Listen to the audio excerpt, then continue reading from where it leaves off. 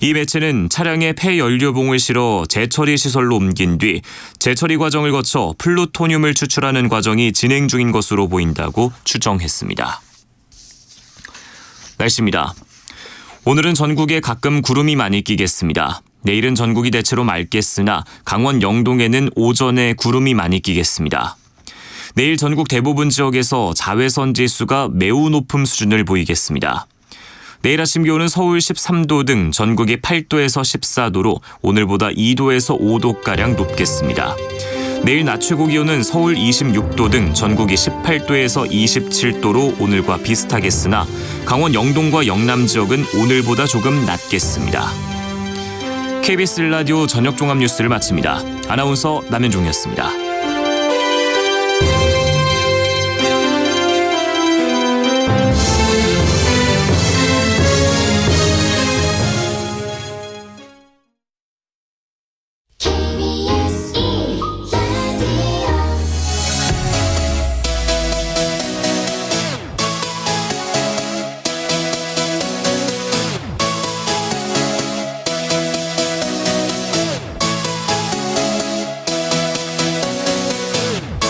KBS 열린 토론.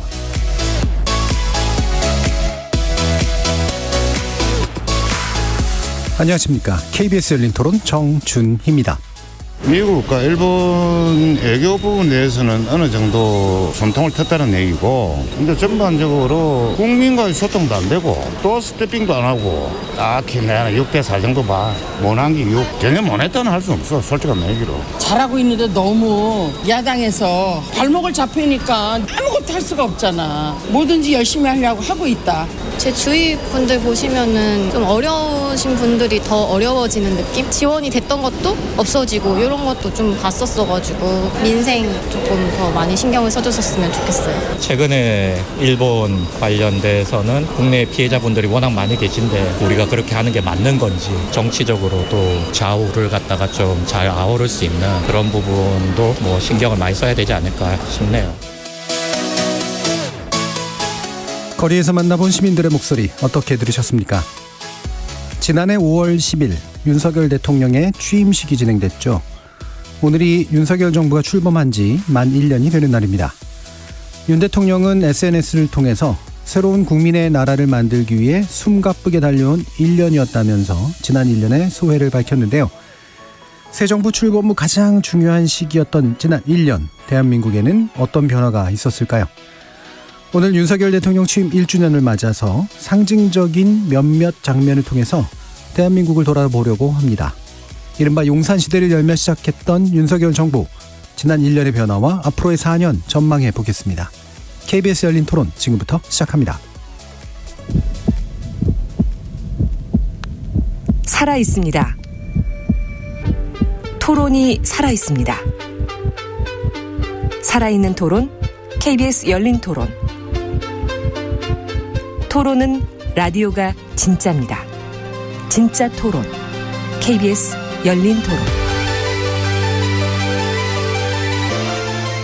오늘 토론 함께해 주실 두 분 소개해드리겠습니다. 김형준 배재대 석좌교수 나오셨습니다. 예, 안녕하세요. 성한용 한겨레신문 정치부 선임기자 나오셨습니다. 네, 안녕하십니까. 문자로 참여하실 분은 샵 9730으로 의견 남겨주십시오. 단문은 50원, 장문은 100원의 정보 이용료가 붙습니다. KBS 1라디오의 모든 프로그램은 유튜브를 통해서도 함께 하실 수 있습니다. 자, 일단 여러 가지 장면들로 이제 살펴보려고 하는데 일단 두 분께 총평을 먼저 짧게 들어보도록 할까요? 김영준 교수님.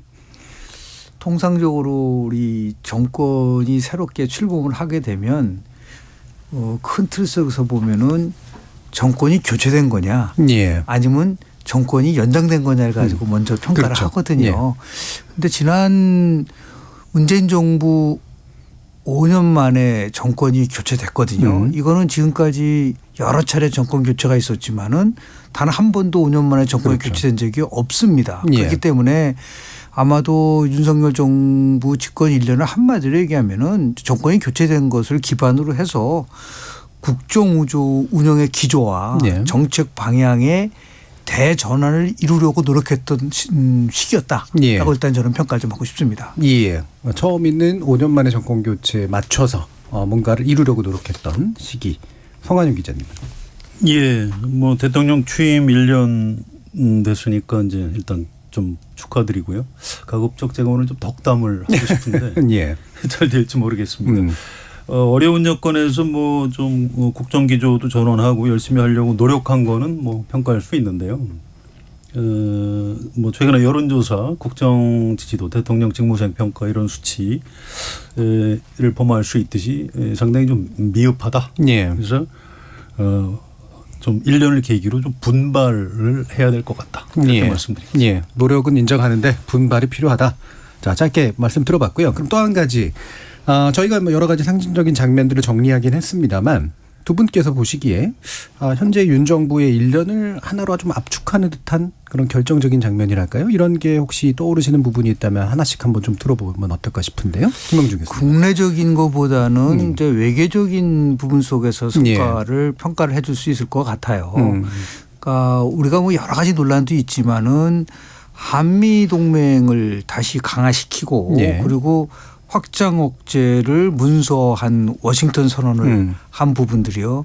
이거는 왜 그러냐면 신냉전 시대 때 뭐 많은 부분 속에서는 그럴 경우에는 중국과의 관계, 러시아의 관계, 북한과의 관계 속에서 너무 지나치게 대결적 국면을 가는 건 좋지 않다 한다 하더라도 지금 북한이 굉장히 핵을 고도한 상태에서 국민들의 생명과 안전을 지킬 수 있는 것이 국가의 가장 중요한 정부의 가장 중요한 목적이라고 했을 때 전술핵 배치는 안 되고 우리 자체적으로 핵 무장은 안 되고 그럼 우리가 할 수 있는 방법은 결국은 확장 억제를 나름대로 고도화시키는 방법밖에 없는데 그런 의미에서 워싱턴 선언에 대한 부분들은 상당히 나름대로 의미가 있는 성과였다고 볼 수가 있고요. 또 하나는 지금 한일 문제와 관련돼서요. 뭐 여러 가지 지금 찬반 논란이 심화되고 있지만 결국 이제 대통령이 이제 결단을 내린 건데 이거는 달리 얘기하면 65년도 박정희 대통령이 한일 국교 정상화 더 나아가서 98년도 김대중 오부치 선언은 결국은 지도자가 결단을 내리는 거거든요. 얼마나 많은 반대가 있었습니까? 그 당시만 해도.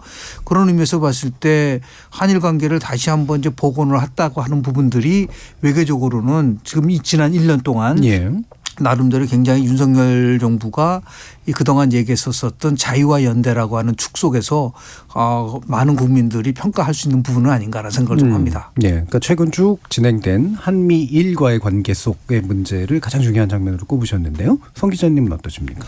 저는 오늘 있었던 얘기를 좀 해드릴게요. 대통령 취임 1년 행사를 오늘 이것저것 했습니다. 아침에 현충원 가서 참배했고요.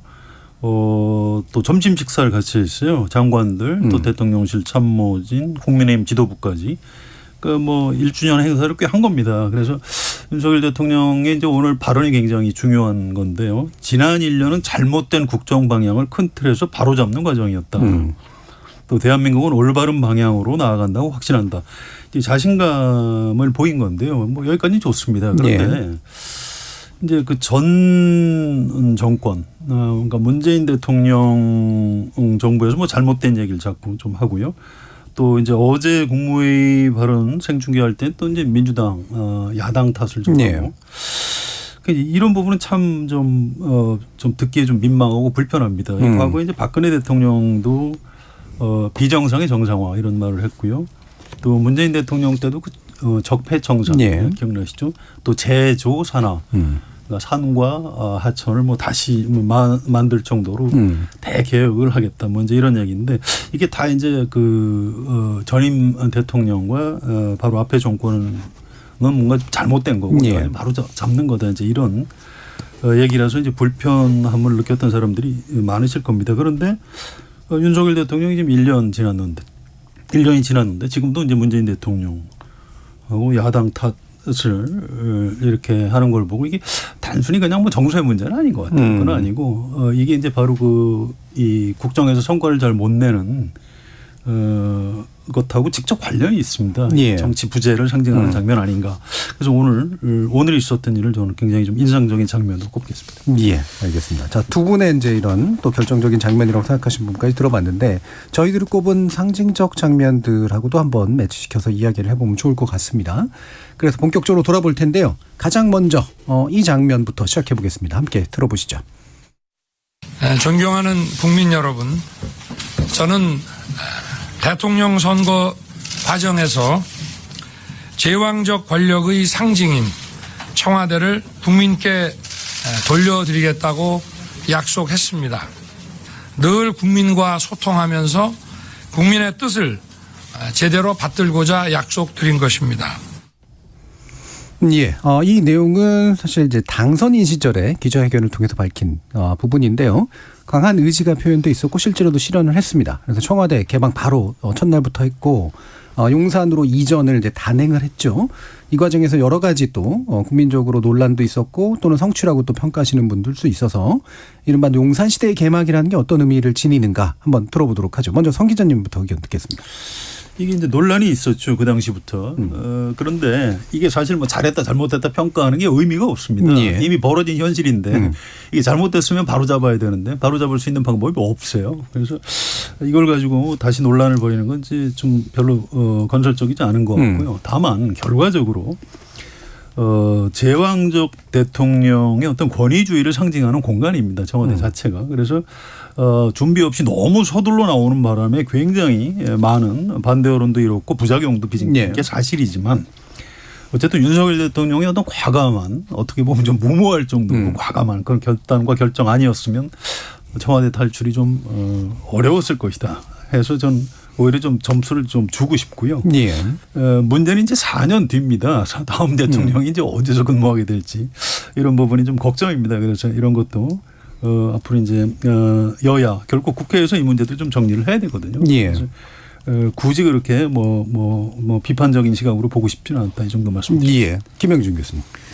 제왕적 대통령의 이제 권위적인 공간이라고 지금 말씀을 하셨는데 일정한 부분은 동의를 좀 합니다. 왜냐하면 이제 공간이 사고를 지배하기 때문에 그런 거거든요. 예. 다름대로 이제 청와대가 이제 그동안 제왕적 그 대통령 그거보다는 이게 폐쇄적 공간이라는 그런 개념들이 굉장히 강했는데 예. 그래서 역대 대통령들이 반복적으로 그 고약했던 사항이 바로 그렇죠. 청와대를 이전하는 거였었어요. 문재인 대통령은 이제 위대한 광화문 시대를 연다고 얘기했는데 결국은 주지 못했죠. 그런 의미에서 보면은 윤석열 대통령은 뭐 바로 이거를 시행해서 용산 시대를 열어갔다는 데에 대해서는 뭐 추진력에 대한 부분들이 있는데 다만 조금 이게 좀 다듬었다고 한다면 만약에 청와대 이전을 딱 당일날 해야 되는 거냐. 아마 6개월 1년 내에 했어도 만약 집권 1년이 끝나는 이 시점에 청와대로 옮겼다 그러면 충분히 어느 정도 준비도 하고 국민들과 설득하는 부분도 가졌고 했었으면 됐을 텐데 그런 거 없이 하다 보니까 뭐 안보에 대한 문제도 여기가 나왔었고 여러 가지 문제가 나왔었어요. 그런 면에서 조금 아쉬운 점은 분명히 있지만 그럼에도 불구하고 대통령이 이제 용산 시대를 열어간다라는 그런 나름대로 철학에 의해서 가져갔지만 저는 궁극적으로 뭐 앞으로 4년으로 얘기를 하고 계시지만 저는 세종시로 다 옮겨야 된다고 봐요. 그래서 미국의 워싱턴은 행정도시고 뉴욕은 이제 경제도시 아닙니까? 그래서 국회 그 뭐 대통령실 뭐 대법원 모두가 다 세종시로 옮겨서 거기서 함께 이루어지는 공간으로 만들어지지 않으면 지금 보십시오. 이 장관들이 세종시에 있습니까? 거의 대부분이 저 국회가 있는 나름대로 서울에서 직무를 하게 될 수 올 수 있는 그 비효율적인 문제 이 문제는 다시 한번 좀 우리가 곰곰이 좀 따져봐야 되지 않을까라는 생각을 합니다. 예, 두 분 다 공통적으로 이제 결단 그 이행 부분 굉장히 높게 평가하고는 계신데요.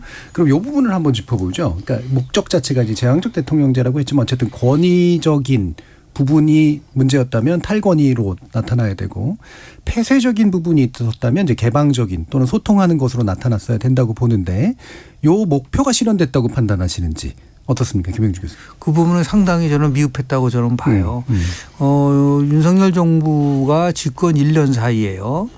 한국갤럽 조사에 보면 한국갤럽이 이제 매주 조사를 하거든요. 그런데 역대 대통령 지지도 추이와 다른 크가지 몇 가지가 있는데요. 제일 첫 번째는 부정적인 평가가 긍정 평가보다 높은 거를 데드크로스라고 얘기를 하거든요. 그 데드크로스가 지금 2달 만에 나왔다는 것도 이건 굉장히 이례적인 거잖아요. 또 하나 이례적인 거는 20%대로 지지율이 떨어진 게 너무 빠르게 나타났다. 그게 이제 거의 뭐 집권 한 3개월 됐을 때 나타났고 제가 꼭 분석을 해보니까 그때서부터 7월 말서부터 20%대로 떨어졌는데 집권 1년 동안 총 13차례 20%대로 떨어졌더라고요. 예. 그러면 이 부분에 대한 이제 설명을 해야 될 때 왜 이런 일이 벌어졌을까? 아까 얘기한 뭐 나름대로 성과도 있었고 등등 여러 가지 부분이 있지만 물론 이제 가장 큰 거는 대통령한테 기대했었던 것이 실제로 성과되지 못한, 즉 인내에서 격차가 생기면서 생긴 부분들도 있지만 저는 그거보다는 결국은 윤석열 대통령이 지향하는 가치와 실제적인 행동 사이에서의 부조화. 예. 이것이 이제 국민들로부터 불신을 받는 부분들이 생긴 게 아닌가. 그러니까 예. 제왕적 대통령과 탈권위주의 얘기를 하는데 실질적으로 보면은 대통령이 모든 것을 주도한다라고 하는 그런 이미지를 줬단 말이죠. 그 이유는 뭐냐면 윤석열 대통령에 대해서 부정평가가 가장 많이 나왔을 때 왜 부정으로 평가하느냐고 보면 항상 압도적으로 1위로 나온 게 한국갤럽 조사에 의하면 그거는 일방적이고 예. 독단적인 그러한 통치 스타일에 대한 얘기를 하고요. 더 나가서 이제 인사 문제도 나오고 있지만 이런 것들이 실제로 정말 민주적이고 제왕적인 걸 넘어선다고 한다면 집권당 내에서 소통이라든지 예. 또는 야당과의 소통이라든지 또는 시민단체의 소통이라든지 이런 것들이 훨씬 더 나아가서 이 제왕적 대통령을 극복하면서 뭔가 새로움을 줄 때 새로운 민주주의를 얘기를 할 때 가장 큰 거는 다양성의 확보입니다. 예. 그러니까 다원민주주의 확보를 가져왔어야 됨에도 불구하고 이 다원민주주의를 실현하려면 각계각층의 여러 대변하는 그런 세력들이 같이 함께 해야 되는데 그런 거는 인사에서 보여주지 못했기 때문에 나올 수 있는 지금 아마도 그럴 거예요. 왜 이렇게 열심히 일했는데도 불구하고 옳은 일을 하는데도 불구하고 이렇게 지지율이 낮을까라고 하는 예. 그 나름대로 분석을 할 때 저는 가치와 그리고 행동에 있어서의 부조화가 예. 영향을 미쳤을 가능성이 저는 굉장히 크다고 좀 봅니다. 예. 아마 오늘 그 여론조사에 관련된 내용도 많이 나올 텐데 기초는 아마 방금도 김영준 교수님도 그러셨고요. 한국갤럽 조사, 자체조사를 기준으로 많이들 얘기하게 될 텐데요. 방금 말씀하신 이른바 데드크로스가 나타났던 게 이제 7월 26일, 28일 사이에 그렇습니다. 조사한 결과고 당시 28%를 이제 또 기록을 했죠. 자세한 내용 중앙선거 여론조사심의위원회 홈페이지를 참조하시면 됩니다. 데드크로스 이후에 이제 20% 진입한 게 바로 이 시점이었죠. 자, 성완용 기자님은. 일단 청와대에서 나와서 용산으로 왔으면은 국민들하고 좀 자주 네. 만나고 이제 그런 얘기를 또 하셨어요. 그러기 위해서 용산으로 온 것이다. 그런데 결과적으로 그렇게 안 됐습니다. 출근길 약식 회견, 뭐 도어스태핑이라고 하는데 그것도 기자들이 굉장히 깜짝 놀랐어요. 아, 이거 미국 대통령 하듯이 윤석열 대통령이 하는구나. 그래서 이제 굉장히 정보도 많이 얻었죠 거기서. 그리고 일단 일반 국민들이 보시기에도 괜찮았을 겁니다. 아, 대통령이 이렇게 출근길에 기자들하고 현안에 대해서 자연스럽게 문답을 주고받는구나. 그 자체가 굉장히 상징성이 있는 건데 관뒀잖아요. 예. 그리고 지금 100일 기자회견을 했는데 1년 기자회견을 지금 안 한답니다. 곧 한다 하는데 아직도 일정을 안 잡고 있어요. 그리고 그러면 국민과의 뭐 대화라든가 뭐 이런 뭐 노변 정담 같은 예. 뭘 좀 해야 되는데 그런 것도 안 해요. 그 왜 안 하느냐고 물어봤더니 뭐 그런 걸 자꾸 하면 할수록 지지율이 떨어진다고 그래서 안 한다는 겁니다.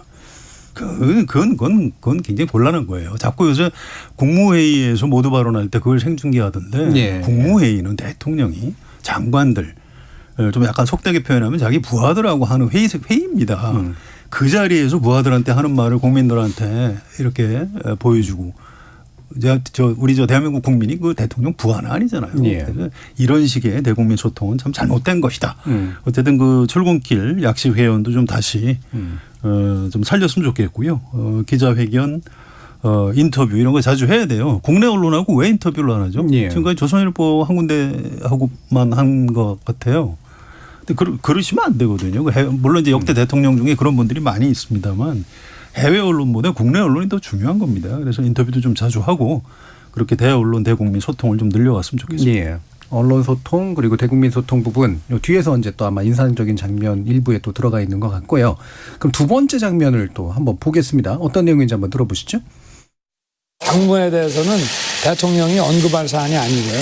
대통령으로서 늘 제가 말씀드렸지만 당무에 대해서 어떤 언급을 하는 것이 적절하지 않고.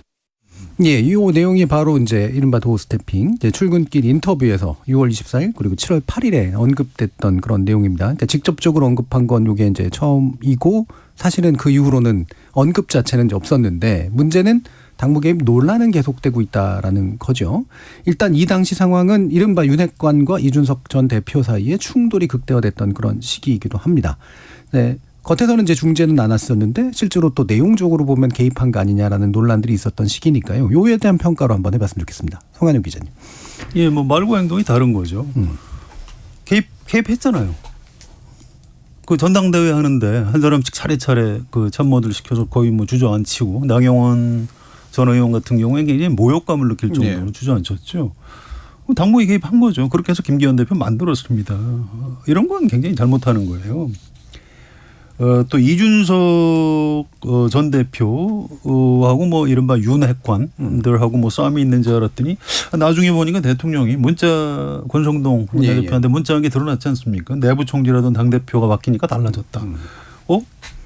개입했나 보네. 이제 이렇게 온 국민이 알게 됐죠. 그래서 참 곤란한 것 같아요. 저는 지금도 윤석열 대통령이 도대체 당무에 개입 안 하겠다고 한 말의 진정성은 믿는데 그다음에 하는 행동을 보면 아니 그건 당무 개입을 그럼 안 했다고 지금도 생각하는 건지 제가 뭐 인터뷰나 이런 거를 하게 되면 꼭 한번 좀 물어보고 싶은데 예, 실제로 안 했다고 생각하십니까? 예. 김영주 교수님. 우리나라와 이제 미국의 대통령 문제는 여러 면에서 차이가 있지만 제일 큰 차이는 대통령이 직접적으로 정치에 개입을 합니다. 그러니까 예를 들어서 지금 대통령을 만들어준 정당이 국민의힘 아닌가요? 예. 문재인 대통령을 만들어준 거는 더불어민주당이고요. 그런데 우리는 딱 대통령이 되는 순간 공무원의 선거 개입 포함해서 나름대로 정치 개입을 금지를 하고 있기 때문에 직접적 당무 개입을 하게 된다면 항상 그 문제가 이제 거론이 될 수밖에 없고 우리 노무현 전 대통령 같은 경우는 열린우당을 적극 지원해달라는 그 한마디 때문에 탄핵까지 당했던 부분 있지 않습니까? 그런 의미에서 굉장히 이제 조심스러울 수밖에 없는 부분들이 있는데 저는 이제 그 정치 과정, 한국 정치 과정을 쭉 보면서 이번 정부에서 가장 특이했었던 부분은 뭐냐면요. 정권을 교체한 집권당에서 비대위 체제가 만들어진다는 것에 대해서는 저는 지금까지 한 번도 저는 경험해 본 적이 없는 것 같아요. 그러니까 이제 그 비대위 체제가 만들어지는 과정 속에서 대통령실이 개입한 게 아니야라고 하는 자꾸만 의혹이 나올 수밖에 없었던 부분들이 있었던 거죠. 오히려 이제 그런 것들이 이제 시발점이 돼서 뭐 대선 과정 속에서 두 번째는 이제 많은 사람들이 이게 정말 대통령이 이런 얘기를 한 걸까라고 이제 의심받는 부분은 뭐냐면 안철수 의원 같은 경우는 후보 단위를 통해서 공동정부를 만들었었던 대상이었었지 않습니까? 그런데 안철수 의원에 대해서 유난연대라는 말 쓰지 말아라. 국정운영의 해박군이라고 하니까 이거는 또 뭐죠라고 하는 것에 대한 평가를 받은 이게 자꾸만 이제 개입에 대한 부분들이 있고 또 하나 왜 이렇게 될까라고 이제 생각을 해보면은 당정 일치가 되는 것이 옳은 방향이라고 보는 거 그런 생각이 지배하고 있는 것 같아요. 근데 내각제 같은 경우에는 그런 부분들이 굉장히 자연스럽게 이루어질 수밖에 없는데 우리가 아주 엄격한 나름대로 대통령의 정치적 중립을 얘기하는 이 상황 속에서는 이 당무 개입이라는 것에 대한 부분들을 만약에 자꾸만 노출이 된다고 한다면 대통령이 그것도가 얘기했었던 공정과 상식이라든지 자유와 연대 이런 부분들이 훼손될 수 있는 부분도 있다라는 것을 아마 이제 인식을 좀 해야 될 필요가 있지 않을까. 아마 좀 아주 오래된 얘기지만 2003년도에 출범했었던 노무현 정부 노무현 대통령이 제일 먼저 한 게 뭐냐면요. 당정 분리였었어요. 그래서 노무현 대통령은 집권 5년 동안 당대표를 청와대에서 단 한 번도 안 만났습니다. 물론 너무 지나치게 당정 분리해가지고 문제가 됐다고 얘기를 한 적이 많았지만 또 너무 지나치게 이게 당정이 일체가 되는 것도 분명한 거는 이게 다양성과 독립성이 나름대로 결여될 수 있는 부분들도 있기 때문에 거기서 이런 조화를 만들어가는 그러한 정치적 해법을 저는 곧 찾아야 되지 않을까라는 생각을 좀 합니다.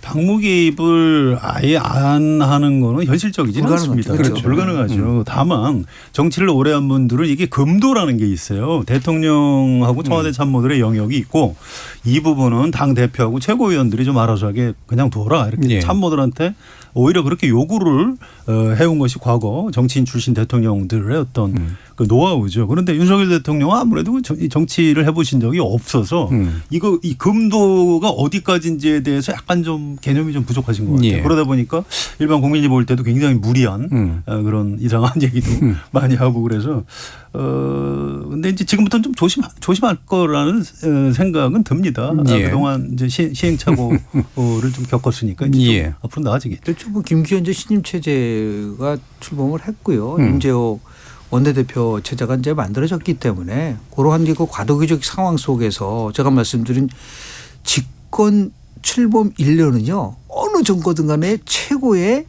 골든타임이거든요. 그렇죠. 자신의 정책적인 어젠다를 추진하고 개혁을 추진할 수 있는 가장 그 중요한 1년의 상황 속에서 집권당이 비대위 체제를 가고 지도체제를 둘러싸고 여러 가지 내용으로 가져갔다는 게 제가 볼 때는 가장 아쉬운 부분들. 그렇기 때문에 결국은 지금도 보면은 대통령의 국정운영 지지도나 결국은 국민의힘 지지도가 그렇게 기대한 만큼의 성과를 내지 못하는 가장 큰 이유가 바로 거기에 있지 않을까라는 저는 생각을 좀 합니다. 예.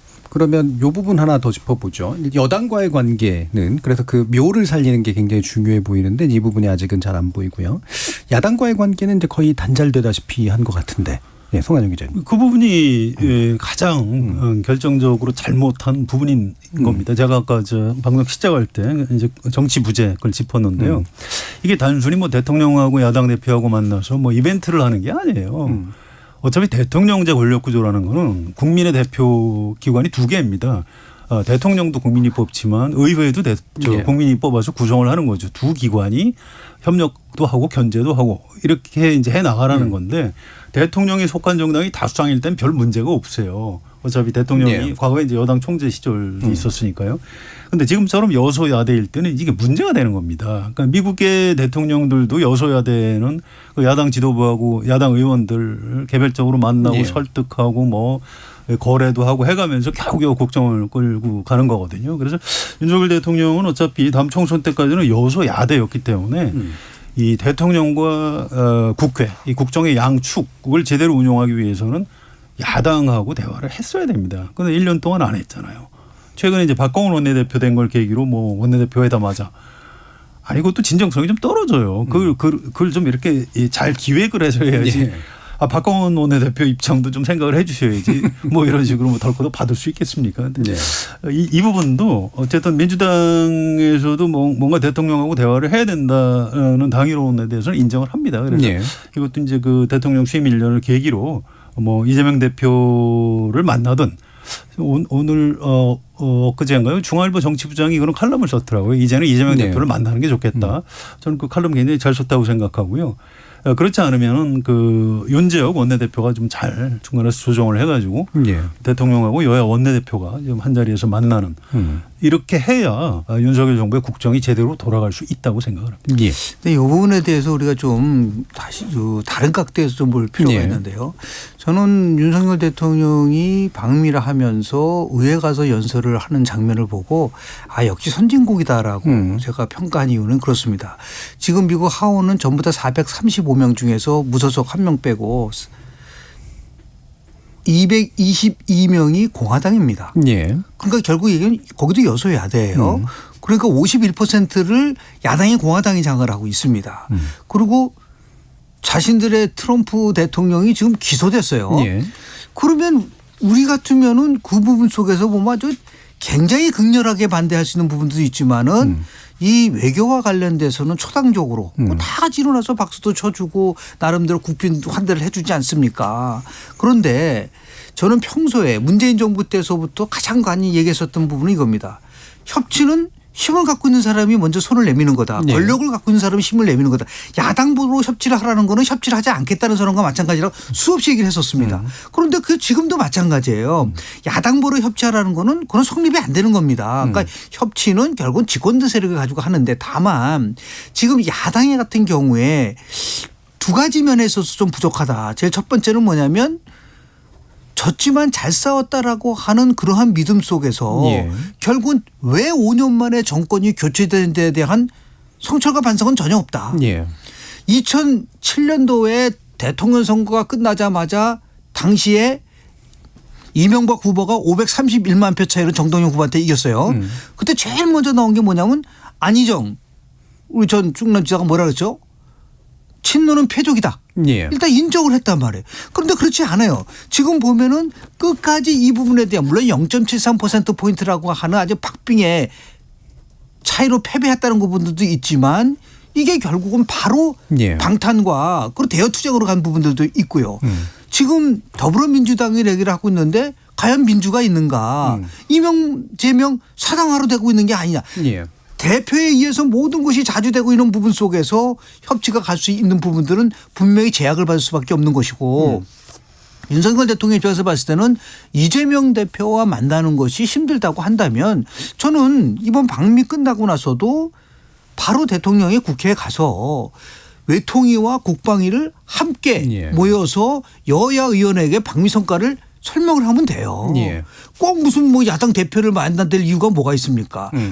원내대표도 만날 수도 있고 이제 그렇게 해서 소통의 방향성과 소통의 방식을 바꾸면 됩니다. 만약에 이재명 대표가 힘들다고 한다면 근데 그런 것이 없기 때문에 예. 결국은 계속해서 협치 절벽으로 갈 수밖에 없는 부분인데 이걸 풀 수 있는 사람은 결국은 대통령밖에 없어요. 예. 예. 그런 데 대해서 집권 1년 후에 새로운 나름대로 변화를 추구하는 과정이라고 한다면 이제는 닥치고 협치를 할 수밖에 없다. 예. 그래야지만이 지금 집권 내년 총선까지 한 10개월 남았는데요. 여기서 나름대로 변화를 취할 수 있지 않을까라는 생각을 좀 합니다. 예. 그 대통령이 먼저 해야 된다. 그러나 야당도 문제는 있었다. 그럼에도 불구하고 야당을 만나기 어려우면 의회라도 제대로 그렇습니다. 좀 대접해야 된다. 그래야죠. 예. 한 1분 정도씩만 더 얘기해. 예, 정치인은 말이죠. 진짜 미운 사람하고도 악수를 하는 겁니다. 친한 척하고. 예. 왜 일반 국민들한테 그렇게 보여줄 필요도 있는 거예요. 근데 윤석열 대통령은 성격이 좀 너무 좀 솔직 담백하신 것 같아요. 그냥 싫으면 얼굴에 그대로 나타난다 뭐 이런. 예. 그 전에 검사 시절에도 이제 기자들이 그런 평가를 하고 그랬는데 대통령으로서 뭐 민주당이 밉겠죠. 도와주지도 않고. 그럼에도 불구하고 생각이 다른 사람들 하고 만나서 좀 협조를 끌어내는 것이 가장 중요한 정치적인 리더십이죠. 그런 부분은 예. 좀 보강을 해야 되는데 문제는 1년 동안 안 했는데 앞으로 1년 동안 또 안 할 것 같아서 그게 좀 걱정이에요. 지금 보면 모든 걸 총선 승리에다 포커스를 맞추고 총선에서 이기면 다 문제가 해결될 예. 것처럼 얘기하는데 그게 그렇지 않습니다. 일당을 국민의힘이 차지해도 설사 과반 의석을 차지해도 대통령 마음대로 끌어갈 수 있는 게 아니에요. 예. 그래서 야당과의 대화는 선택이 아니고 필수다. 혹시 뭐 짧게 더 얘기하실 게 있으실까요? 레이간 대통령이 이제 미국에서는 가장 소통을 잘하는 네, 대통령을 얘기를 하고 있는데요. 8년 중에 6년이 여소야대에 있었습니다. 그래서 보통 이제 각국의 대통령은 그 나라의 CEO라고 칩 이그제큐티브 오피스라는 말을 많이 했지만 레이간 대통령은 그거를 CCO라고 그랬어요. 칩 커뮤니케이션 오피스라고 했었던 새로운 걸 만들어냈는데 그때 오닐 의장이 아주 막강했습니다. 그런데 그 오닐 의장과 관계를 계속해서 꾸준히 유지를 하면서 나름대로 소통을 했고 오바마 대통령은 월 1.7회씩 소통을 했거든요. 그런데 오바마 대통령이든 클린턴 대통령이든 뭐 우리 레이간 대통령은 집권 바로 후의 조사와 퇴임 직전의 조사를 보면 퇴임 직전의 지도가 더 높아요. 그렇죠. 그러니까 이런 것들이 이제 주는 교훈이라는 거는 끊임없이 이제 소통을 하고 손을 내밀다 보면은 나름대로 제가 뭐 글을 썼지만은 이번에 한일 관계를 획기적으로 하는데 결단 내리지 않았나요? 대통령께서?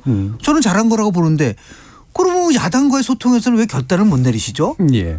국내 정치에서도 결단을 내리셔야 된다. 그래야지만이 이게 통큰 리더십을 보이고 뭐 새로운 전환의 시기를 마련할 수 있지 그런 생각이 들고 그런 의미에서 이제 집권 1년을 쭉 성찰하면서 가장 부족했던 부분들에 대한 것들을 차례차례 바꿔나간다고 생각한다면 제일 먼저 시작돼야 될 분이 바로 소통의 시작이 돼야 되지 않을까라는 생각을 좀 합니다. 예. 자, 그러면 이제 세 번째 장면에 대해서 얘기할 텐데요. 이게 이제 1부에서 아마 마무리되는 그런 장면일 텐데 한번 들어보시죠. 승인 안 해주고 난리는 쪽팔려서 지금 다시 한번 들어봐 주십시오. 국회에서 승인 안 해주고 난리면 이라고 되어 있습니다. 여기서 미국 얘기가 나올 리가 없고 바이든이라는 말을 할 이유는 더더욱 없습니다. 자, 이 부분이 아마 많은 분들이 또 기억하시는 그런 장면일 텐데, 이걸 또 저희가 꼽은 중요한 이유 중에 하나가 이제 일종의 언론 관계를 좀 나름대로 결정하는 국면이었던 것 같기도 하고요. 또 한 가지가 이제 바로 대통령 지지율이 최저치를 기록하는 것과 연결됐던 사건이기도 해서 일단 한번 말씀 한번 들어보죠. 작년 8월에 있었던 거죠. 그건 일수세 측 말하는 비속어 논란이죠. 그죠.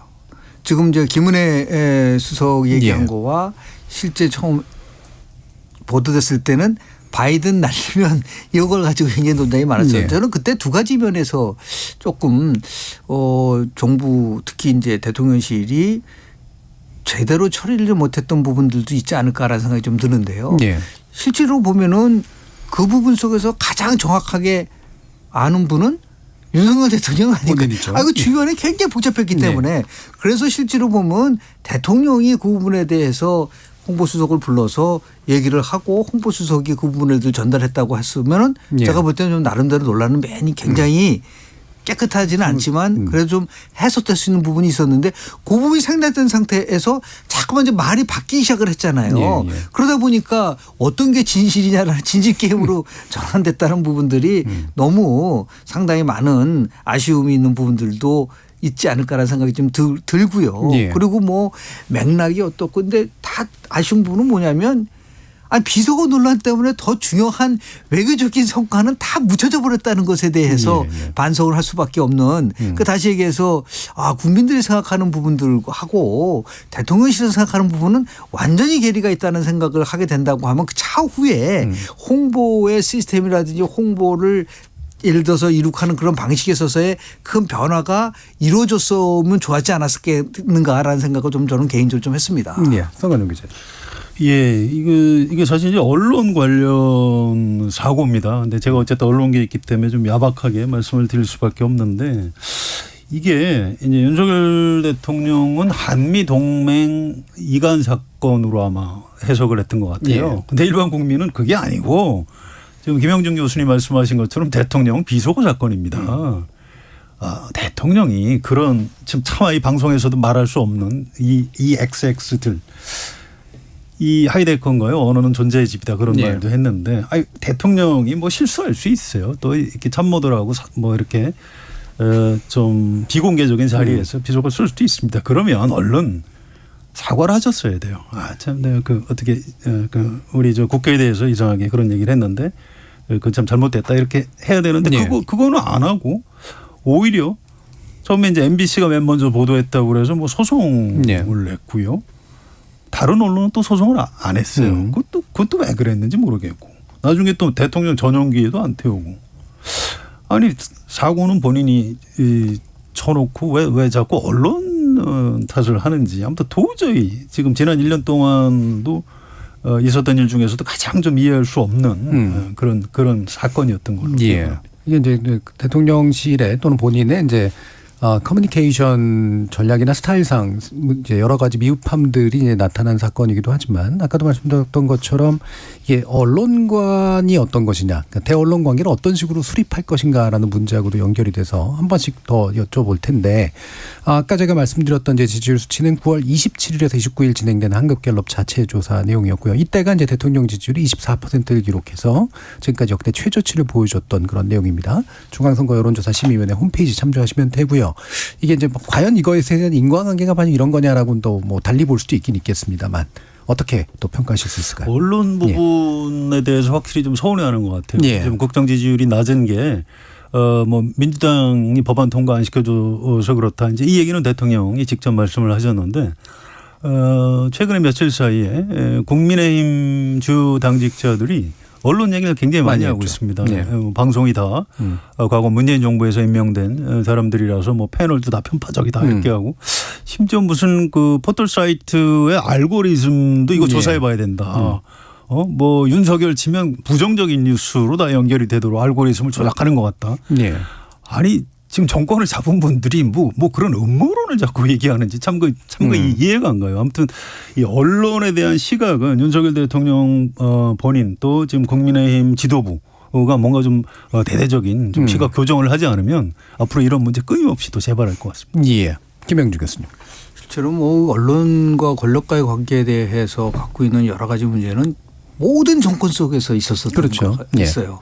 근데 유독 이 정부에서 이제 그게 굉장히 더 심화된다는 느낌을 느끼는 게 일단은 두 가지 면에서 그런 것 같아요. 하나는 지금의 통치 환경과 과거 통치 환경 속에서의 언론이 유통되는 과정이 완전 저는 바뀌었다고 봅니다. 그러니까 정통 예를 들어서 뭐 KBS니 뭐 MBC 이런 게 아니라 SNS를 통해서 빠르게 이게 확산되는 부분들도 있는데 이것이 이제 지금 2015년부터 얘기했었던 나름대로 우리가 얘기하는 포스트루스 시대 탈진실 시대가 나오니까 가짜뉴스를 포함해서 이런 것들이 계속해서 반복적으로 나올 수밖에 없는 이런 상황인데 이거를 마치 어떠한 특정한 세력들이 이걸 주도해 나간다라고 느껴지게 되면은 그런 걷잡없이 그럴 수밖에 없죠. 그러니까 뭐 개딸이 그렇다 아니면은 뭐 특히 뭐 태극기가 그렇다 이런 식으로 해서 진영의 논리에 따라서 언론을 또 재단을 하기 시작하면 저는 그 부분은 오히려 또 수렁 속으로 빠져들어갈 수밖에 없는 부분들이 있기 때문에 어쨌든 간에 정도 언론에 대한 부분들이 지금도 조사를 해보면 언론에 대한 신뢰도 굉장히 낮습니다. 그러니까 이거는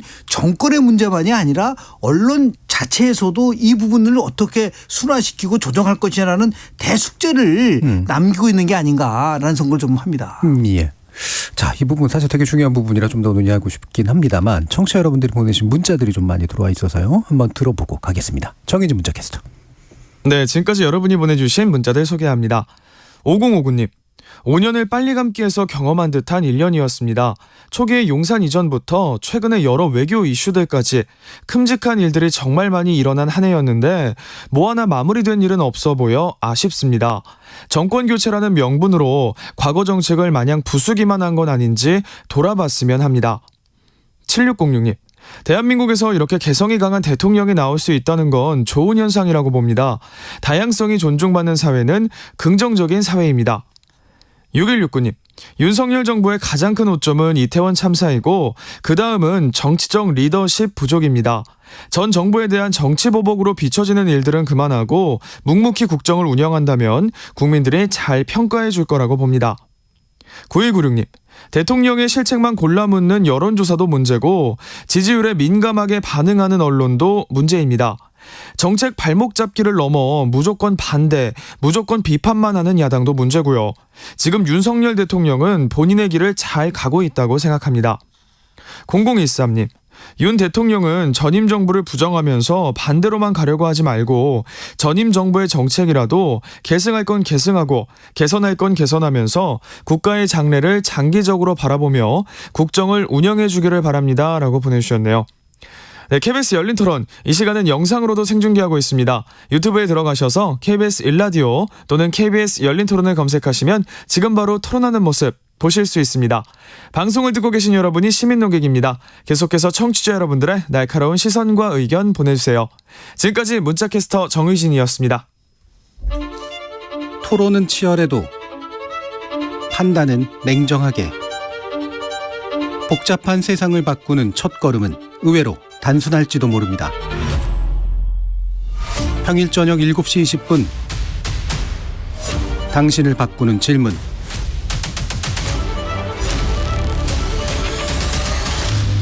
KBS 열린 토론. KBS 열린 토론 윤석열 정부 1주년을 맞아서 여러 가지 상징적인 장면을 통해 지난 1년 돌아보고 있는데요. 성한용 한겨레 선임 기자, 김영준 배재대 석좌 교수 이렇게 두 분과 함께 하고 있습니다. 자, 그러면 이번에 준비한 장면 좀 약간 마음이 울컥할 수도 있는 그런 시기하고 연관이 돼 있는데요. 어떤 장면인지 한번 들어보시죠. 저희가 파악하기로는 그 예년의 경우하고 그 전과 비교했을 때 특별히 우려할 정도로 많은 인파가 모였던 것은 아니고 통상과 달리 경찰이나 소방 인력이 미리 배치함으로써 해결될 수 있었던 문제는 아니었던 것으로 지금 파악을 하고 있고요. 자, 이 내용은 이태원 참사 직후에 당시 이제 이상민 행안부 장관의 기자회견 내용인데요. 현재 이제 이 장관은 이제 탄핵소추안의 가결과 함께 지금 헌재에 이제 계류되어 있는 그런 상태이죠. 이게 이제 이태원 참사 플러스 이제 기타 이제 재난 대응에 관련된 문제하고 좀 연결이 돼 있는데 이 부분에 대한 평가를 먼저 한번 성한용 기자님한테 들어보겠습니다.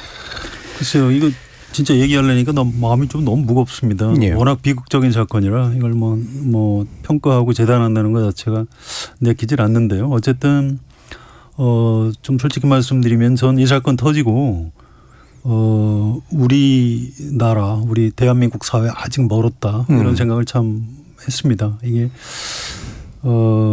윤석열 대통령이었기 때문에 터졌다라고 얘기할 수 있는 사건은 아닌 것 같아요. 예. 우리 사회 전반적으로 이제 안전 불감증이 여전히 위험 수위에 있었기 때문에 터졌다 이런 생각이 듭니다. 그래서 이게 뭐 아주 극단적인 분들은 윤석열 대통령, 윤석열 정부 자체를 뭐 살인 정권 뭐 이렇게 표현하는 분들도 있는데 그건 이제 동의하기 어렵고요. 다만 이 정치적인 책임에 대해서는 참 아쉬움이 있어요. 저는 이 사건 직후에 이상민 장관이라든지 경찰청장 이런 분들은 해임했어야 된다고 봅니다. 그렇게 했어야 되는데 법적 책임이 더 중요하다 해서 책임은 있는 사람한테 딱딱 물어야지 다 물러나라고 하는 거는 말이 안 된다. 이제 이렇게 법률가 출신 대통령이라서 그럴까요? 이 정치적 책임하고 법적 책임을 잘 구분을 못했던 것 같고요. 그래서 하여튼 가장 좋은 방안은 야당의 해임건이 있기 전에 먼저 선제적으로 좀 해임을 하고 민심을 좀 수습을 했어야 되는데 그렇게 못했고요. 그다음에 차선은 어쨌든 야당의 해임 건의를 받아들여서 해임을 했었어야 된다고 봅니다. 그런데 뭐 안 하고 버티다가 이제 야당에서 탄핵 소추를 했고 탄핵 소추가 되면 장관을 해임할 수도 없게 돼 있지 않습니까? 그래서 지금 거의 최악의 국면으로 가 있는데 전 참 궁금해요. 자, 그러면 헌법재판소에서 국회 탄핵 소추는 뭐 그럴 필요 없다. 그러면 다시 장관을 해라. 이렇게 결정을 하면 이상민 장관 임기 끝까지 데리고 갈 건가요? 전 그건 옳지 않다고 보고요. 어떤 식으로든 헌법재판소에서 결론이 나오는 대로 전 신속히 경질을 해야 된다고 봅니다. 그래서 참 그 미흡함이 있어요. 이 민심하고 맞설려고 했던 것 아닌가 윤석열 대통령이. 그러니까 좀 약간 지나간 얘기 하나만 해드릴게요. 노무현 대통령이 회고록에다 그런 얘기를 좀 해놓은 게 있습니다. 비가 많이 와도 대통령 탓인 것 같고 비가 안 와도 내 잘못인 것 같고 좀 그렇더라. 아니 이제 옛날에 왕조 시대 왕이 이제 그랬겠죠. 뭐 근데 노무현 대통령이 뭐 민주주의 국가에서 대통령이 뭐 하는 사람인지 모르고 그랬겠습니까? 그러니까 정치 지도자로서 이제 그 어떤 국민을 대하는 태도에 관한 얘기를 그렇게 표현을 한 거죠. 그런데 그런 부분 국민한테 무한 책임을 지는 어떤 겸손한 자세를 가지고 국민한테 늘 머리를 숙여야 되는 존재다. 그게 대통령이다. 이제 이런 부분은 윤석열 대통령이 좀 미흡했던 것 아닌가 이렇게 평가합니다. 예. 자, 김영준 이태원 참사 정말 비극적이고 마음 아프고 근데 두 가지 면에서 평가가 이루어질 거라고 보는데 그 당시에 대통령의 행보는 어땠는가?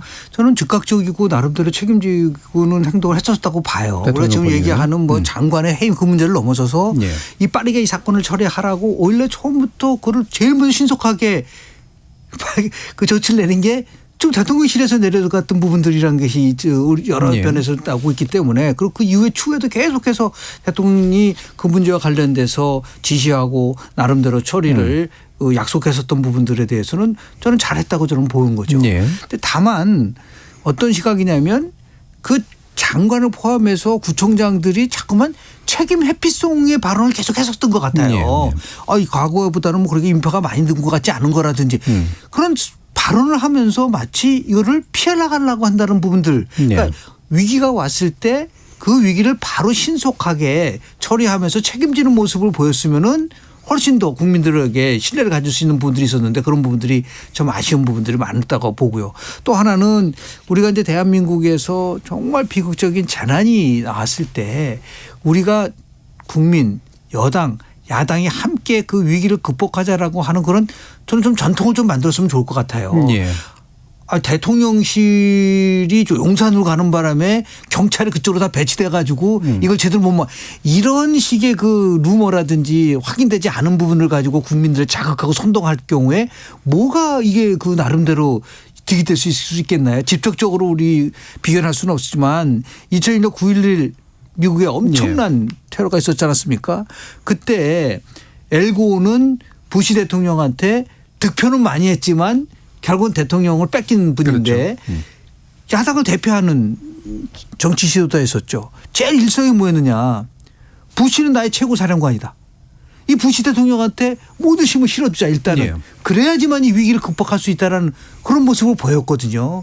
그러니까 우리 야당도 어떤 뭐 재난 나오면은 재난이 끝나고 나서 문제도 예를 들어서 추궁도 하고 그래야 되는데 딱 발생하자마자 바로 정부 공격하고 잘못됐다고 얘기하고 이런 식으로 가져가면은 결국은 재난의 정치화로 가져갈 수밖에 없는 부분들에 대해서는 정말 그거는 저는 야당도 이 부분에 대해서는 반성할 부분 좀 있지 않을까라는 생각을 좀 합니다. 저 재난의 정치화로 가지 않는 적절한 견제 기능으로서 야당의 기능은 뭐냐 뭐 이런 궁금증들은 있을 수 있는데. 그 이제 야당 부분의 다음 토론에 한번 따로 하시죠. 오늘 이제 윤석열 대통령 1년 평가하는 날이니까요. 이런 부분이 아쉬움이 있어요. 이를테면 이 검찰총장을 할 때 이 주요 검찰 간부들, 뭐 대검의 검사장들이나 서울중앙지검장 이 사람들을 대하는 태도하고 좀 약간 닮은 데가 있는 것 같아요. 대통령이 장관들을 아니 내가 그래도 믿고 썼는데 이 사람들이 특별히 뭐 책임이 없는 것 같은데 내가 어떻게 이 사람들을 내치느냐. 저는 이거 잘못됐다고 봅니다.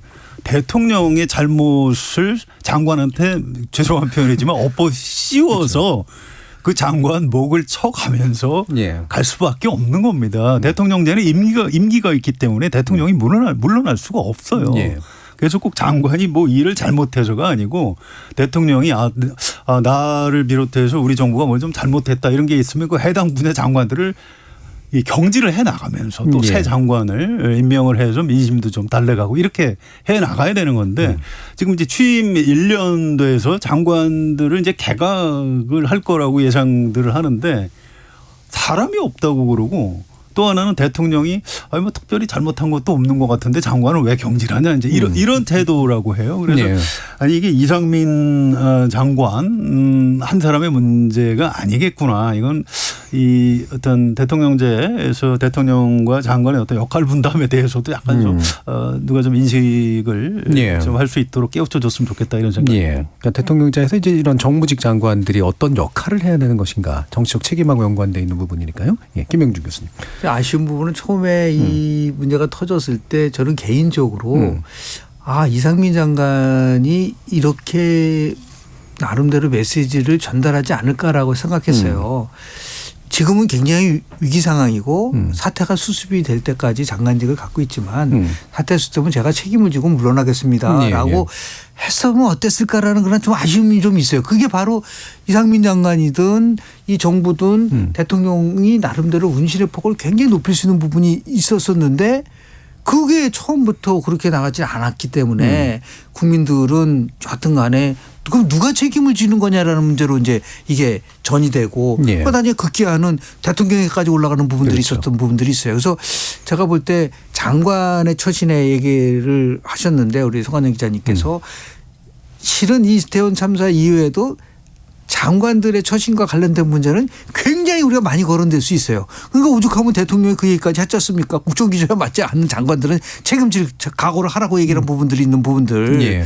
그래서 위임을 얼마만큼 해주냐에 따라서 달라질 수는 있겠으나 지금 대통령을 보좌하는 장관들은 정말 무한 책임을 질 수 있는 자세로 그렇게 임해야지만이 정부와 그리고 국민들을 좀 편하게 만들 수 있는 그런 계기가 마련되지 않을까 생각합니다. 이태원 참사 자체보다도 사후 대처 과정에서 정부적인 판단과 뭐 어떤 정치적인 책임을 묻는 부분에 대한 잘못은 컸고요.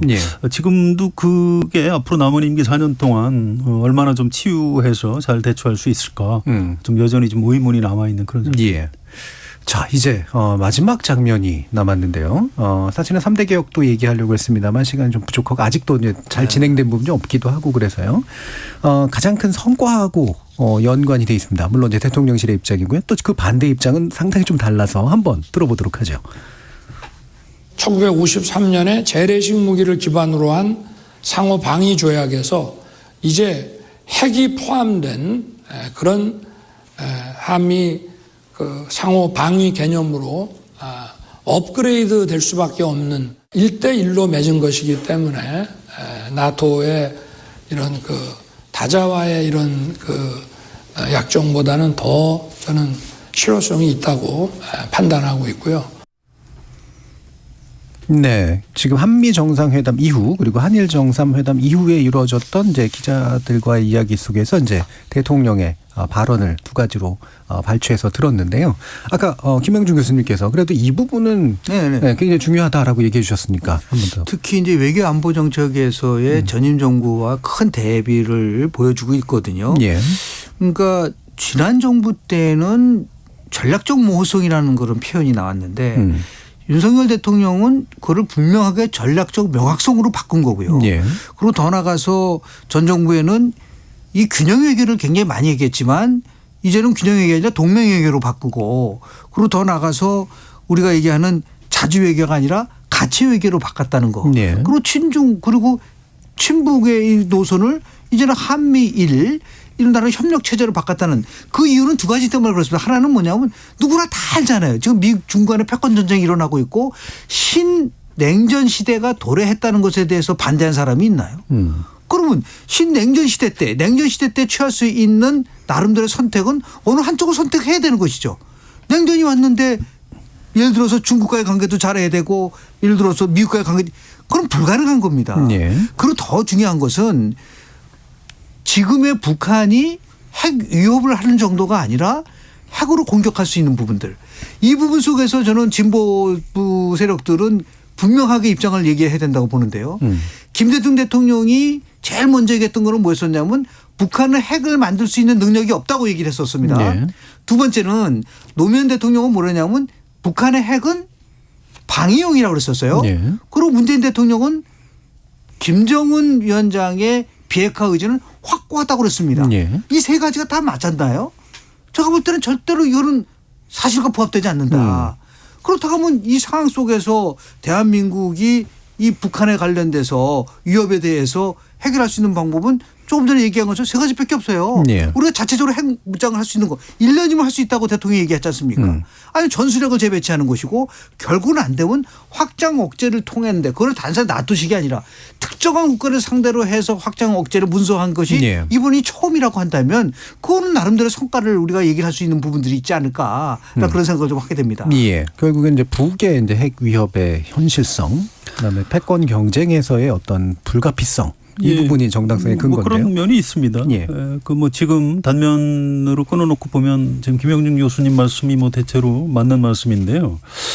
이 북한 핵이 그럼 그때 그럼 김대중 대통령이나 뭐 노무현 대통령이 거짓말을 했느냐? 그렇지 않습니다. 그 이후에 육자 회담을 통해서 북한 핵 문제를 해결할 수 있는 기회가 있었는데 뭐 여러 가지 사정, 뭐 북한 잘못도 있지만 미국 안에 여러 가지 사정에 의해서 그게 깨졌고요.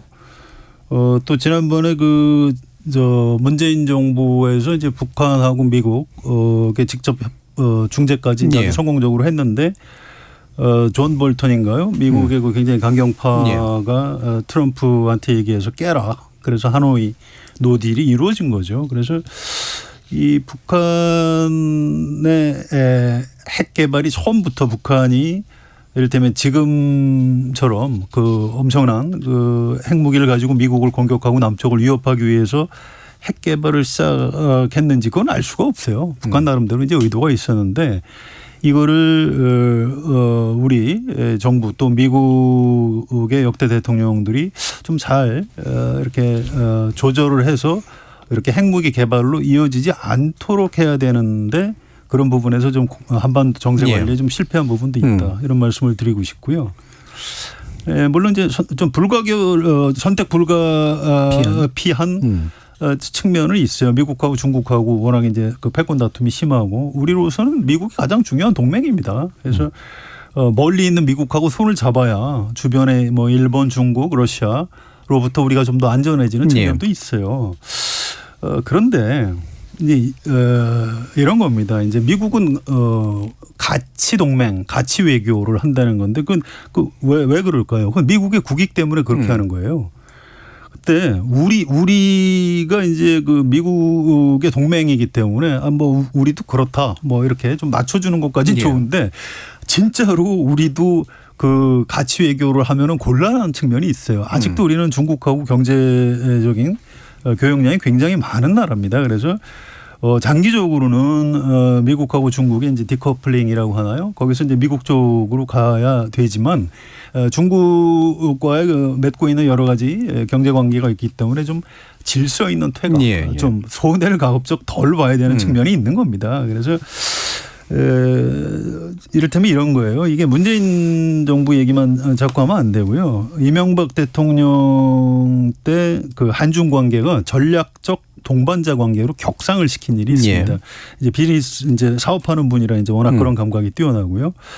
또 박근혜 대통령 기억나시죠? 중국하고 좀 어떻게 좋은 관계를 맺으려고 처음 한번 막루에까지 올라가지 않았습니까? 물론 그랬다 이제 미국하고 좀 사이가 안 좋아지고 그랬죠. 그래서 우리는 역시 미국이 가장 중요한 동맹국이면 틀림이 없지만 일본 또 중국 또 러시아 또 북한하고도 좀 잘 지내야 되는 거죠. 그래서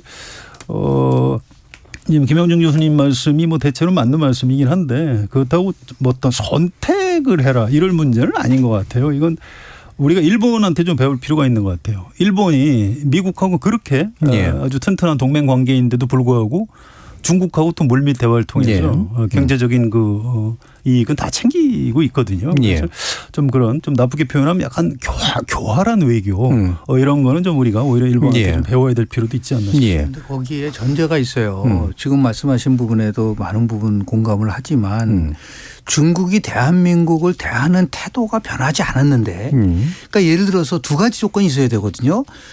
정말 중국이 북한의 비핵화를 막는 데 있어서 자기 나름대로 노력을 했나요? 저는 그 노력 전혀 안 했다고 봅니다. 두 번째는 뭐냐면 상호 존중과 공동 이익이라는 것을 전제로 해야지만이 우리가 중국과의 관계를 나름대로 뭐 얘기하는 전략적 동반자 관계를 할 수가 있는데 지금 중국이라는 나라가 상호 존중 대한민국에서 그렇게 존중하는 모습을 보이나요? 더 나아가서 공동 이익을 위해서 노력을 하나요? 정말 자기가 모든 나름대로 중국은 대한민국을 하나의 그냥 속령적으로 생각하고 그래서 선택이라고 얘기를 하시는데 외교에서는요 실리를 추구하는 과정입니다. 따뜻한 아이스 아메리카노는 없는 거예요. 따뜻한 아메리카노 하든지 아이스 아메리카노 하는 것이지 따뜻한 아이스 아메리카노를 우리가 추구할 수가 있나요? 특히 외교에서는 그렇습니다. 왜냐하면 그렇지 않을 경우는 훨씬 더 나름대로 일본이 그렇게 중국과의 관계에서 중국이 일본을 대하는 태도가 지금 말씀하신 것처럼 우리보다 훨씬 더 존중하는 의미는 뭐냐면 미국이라는 동맹이라는 것을 강하게 갖고 있다는 것을 인식을 하고 있기 때문에 그런데 지금 우리가 중국에 대해서 정말 얼마만큼 대한민국을 존중하는지에 대해서 저는 한번 물어보고 싶어요. 이거를 우리가 무시한 상태에서 무조건 중국과의 관계 속에서 가져가라고 얘기하는 거는 너무 제가 볼 때는 이거는 현실적인 방법이 아닐 수도 있다라는 그런 말씀 좀 이런 측면이 있을 거예요. 중국이 굉장히 무도한 나라입니다. 그렇죠. 우리한테 조공을 받던 나라고 우리로서는 굉장히 자존심도 상하고 기분 나빠요. 그런데 이런 게 있어요. 이를테면 일본의 이제 기시다가 답답할 정도로 말을 잘 안 해요. 뭐 겨우 떠듬 이렇게 한마디 뭐 참 답답할 정도입니다. 그게 이제 왜 그럴까요? 일본 국내 정치도 좀 봐야 되고 또 일본은 정상으로서 말을 한마디 이게 삐끗 조금만 잘못해도 이게 후유증이 있다는 걸 잘 아는 겁니다. 그런데 우리 대통령 윤석열 대통령은 외교에서 말씀이 너무 시원해요. 중국에 대해서 뭐 좀 얘기할 수 있는데 그걸 기자들한테 중국이 북한 제재에 동참도 하지 않으면서 우리 보고 어떻게 하라는 얘기냐. 이건 일종의 그 불평 불만 하듯이 얘기를 하는 건데 이 중요한 얘기를 기자들한테 푸념하듯이 하시면 곤란한 겁니다. 이건 외교 채널을 통해서 아주 진지하고 신중하게 해야 될 이런 메시지인데 이걸 이렇게 얘기하고 또 일본한테도 몇 가지 실언이 있었죠. 뭐 무릎 꿇으라고 하는 건 뭐 내 동의 못하겠다. 누가 일본한테 무릎 꿇으라고 했습니까? 최소한의 사과하는 태도를 보여달라고 한 건데 그걸 오히려 또 거꾸로 과하게 이렇게 얘기하다 보니까 아니 윤석열 대통령하고 뭐 대통령실 참모들은 왜 일본 사람들 편인가 뭐 이런 오해를 받는 거 아니겠습니까? 그래서 외교에 있어서 평가는 여러 가지로 할 수 있는데 이 역시 맨 처음에 얘기했던 그 언어의 문제 이거는 이 국내 정치하고 또 다른 측면이 있기 때문에 예. 앞으로도 좀 발언 같은 건 좀 신중히 했으면 좋겠다 이렇게 예. 생각합니다. 아까 이제 따뜻한 아이스 아메리카노 비유를 해주셨는데, 따뜻한 걸 먹다가 이제 필요할 때 얼음 넣어서 먹으면 되지 않을까라는 생각도 좀 들긴 합니다만, 예, 그래서 이 부분이 이제 결국 핵심인 것 같은데, 1분 정도씩만 더 들어봤으면 좋겠는 게, 능수능란한 외교이냐, 요 부분.